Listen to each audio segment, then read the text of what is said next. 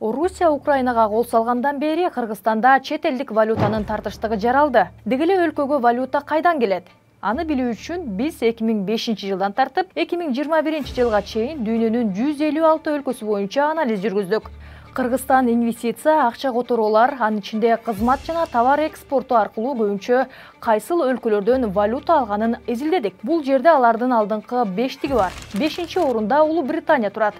Аталган өлкө алдыңкы 5-тикке Кыргызстан Бириккен Королдукка алтынды көп экспорт кылганы үчүн кирип калган. 2020 жылы республика британиялыктарга дээрлик 1 миллиард долларлык баалуу металл саткан. Чындыгында кийинки жылы бул сумма дээрлик 4 эсе азайган. 4-орунда канчалык таң калыштуу болбосун Кытай турат. Кыргызстанда республика аймагындагы эң чоң коңшуларынын биринен көз каранды деген ойго көнүп тере калышкан. Бирок чет элдик валютанын агымы боюнча Кытай лидерлердин 3-түгүнө дагы кире алган эмес. Кытайдан Кыргызстанга валюта төз инвестициялар аркылуу гана келип турган. Көбүнчө ал 2013 жана 2015 жылдары келген. Ал убакта Кытай инвестициясы 500 миллион долларга бир аз жетпей келип турган. Андан кийин ал азайып кеткен. Андан кийинки жылдары Кытайдан келген инвестициялардын агымы ар бир жолкусу 300 миллион доллардан жогору болгон эмес. Бирок бир нерсени айтып коюш керек. Эки мамлекеттин соода алакасынын негизин баары бир деле товар экспорту түзөт. Ал болсо бул тизмеде эсепке алынбайт.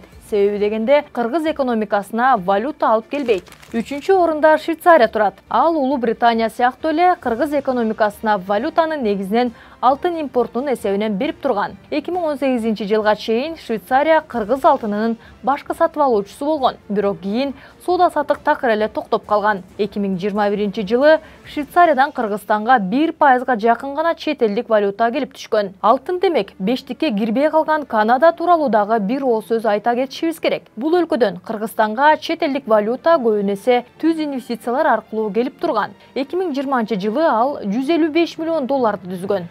Ал эми 2021 жылы Кыргызстан кумту өргөнүн улутташтыра баштаганда Канаданын инвестициясы 38 эсе кыскарган. 2-орунду Казакстан камсыздаган. Бул логикалык жактан алганда туура, анткени бул өлкө Кыргызстандын ЯЭПтеги эң жакын коңшусу. Бирок баары бир биз ойлогондой эмес. Эки мамлекеттин географиялык жана экономикалык жакындыгына карабастан, валюталардын кыргыз экономикасына кирген жалпы агымында Казакстандын үлүшү 2014 жылдан бери кыскарып келатат. 2015 жылы Кыргызстан ЕЭПке киргени да абалга таасир эте алган эмес.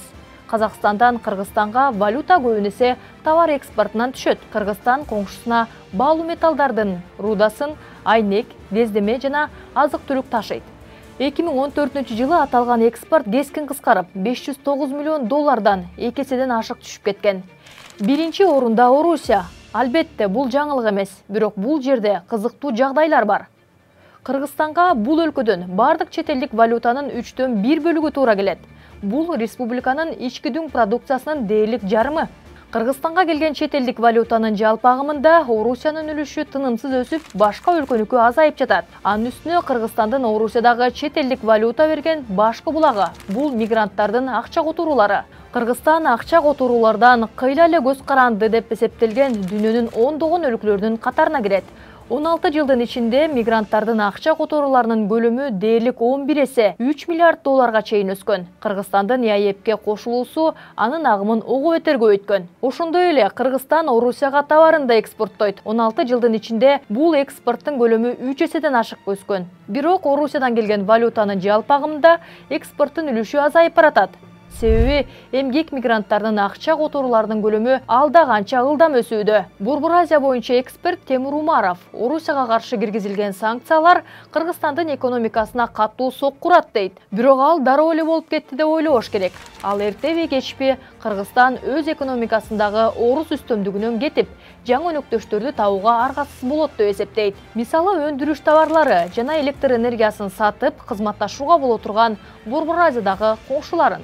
Бирок Умаровдун айтымында ал үчүн кыргыз элитасынын чечкиндүүлүгү менен саясий эрки талап кылынат. Бирок учурдагы бийликте аталган эки нерсе жетишээрлик деңгээлде барбы, жокпу, бул чоң суроо. Анализдин толук вариантын баяндамадагы шилтеме аркылуу өтүп, клубдун сайтынан окусаңыз болот.